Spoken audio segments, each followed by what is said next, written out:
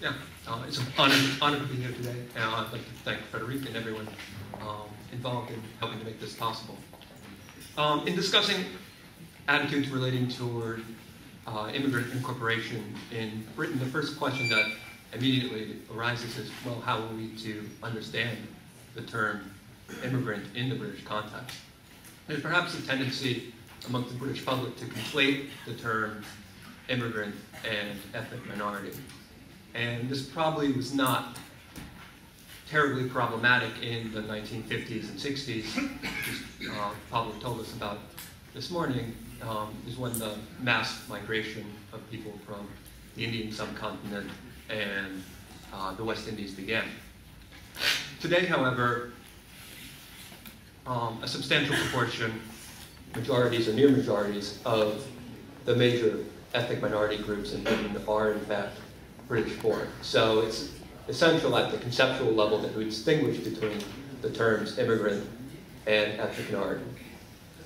Since the process of immigrant incorporation really is one that we expect to take place over the course of generations, right, it's essential that we consider the outcomes for the British-born generations and later, that is, the children of the initial migrants, so not just the immigrants themselves. So what I'm going to focus on today in my talk is attitudes of and about ethnic minorities in Britain rather than immigrants per se. In particular, I'm going to focus largely on those groups that migrated from the former British colonies in the West Indies, Africa, and what is now India, Pakistan, and Bangladesh. These are groups constitute the largest ethnic minority groups in Britain today, and most of the research on the subject has been done on these groups in particular. I'll also limit the scope of my talk to largely to just England. I will not focus on the entirety of the United Kingdom of Great Britain and Northern Ireland.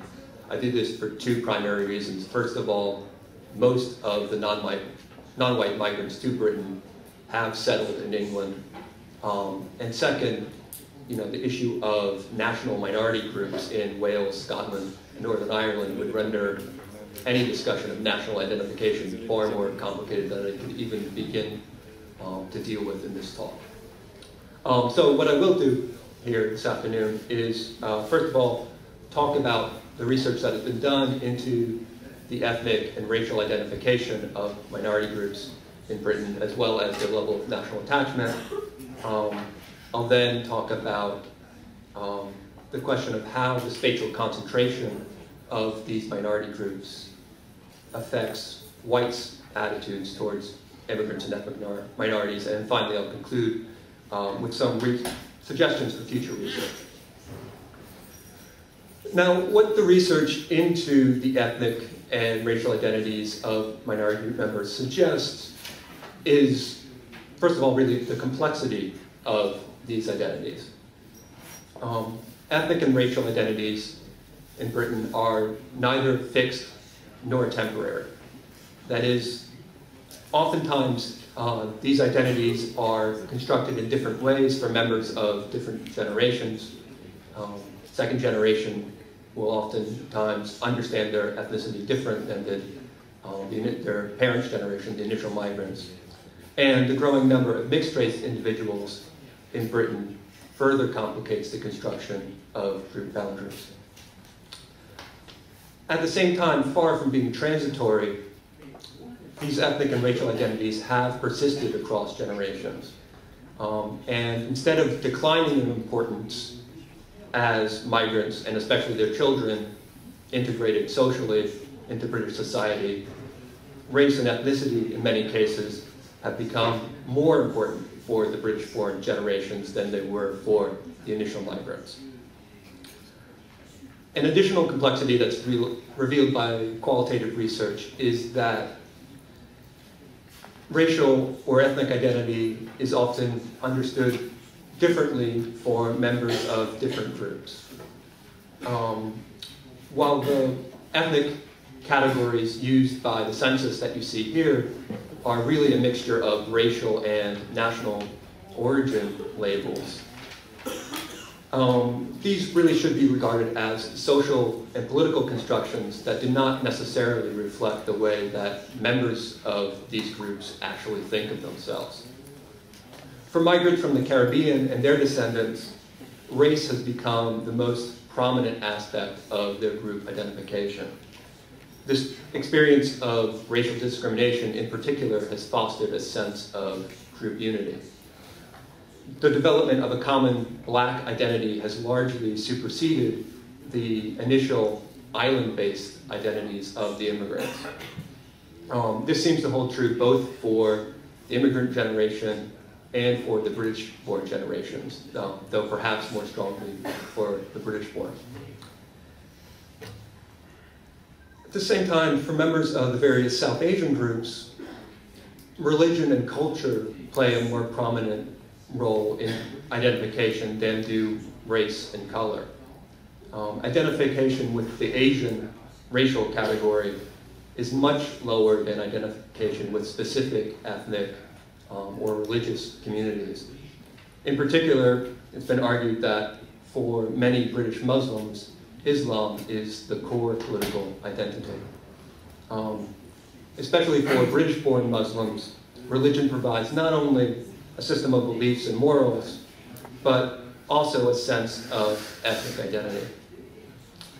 Now, quantitative evidence regarding these points is relatively scarce, given the difficulty of measuring a complex concept such as identity. But the fourth National Survey of Ethnic Minorities, which was conducted in 1994 by Tariq Madood and his colleagues, provide some of the best data on the subject.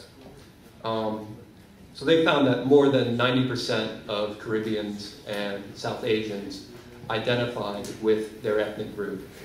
And the British-born members of these groups displayed almost as high an attachment to their ethnic identification as the first generation.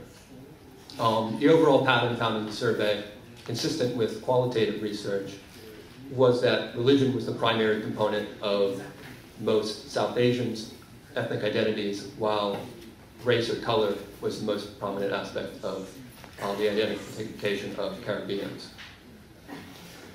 Now, the persistence of these ethnic identifications, nearly 50 years after large-scale migration has begun, has led to concern that Britons of Caribbean and South Asian descent remain attitudinally distinct from the so-called mainstream British population.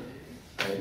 The urban unrest in many northern English cities in the summer of 2001, more recently, more dramatically perhaps, the London bombings in 2005, added much urgency to debate over the integration of ethnic minorities into British society.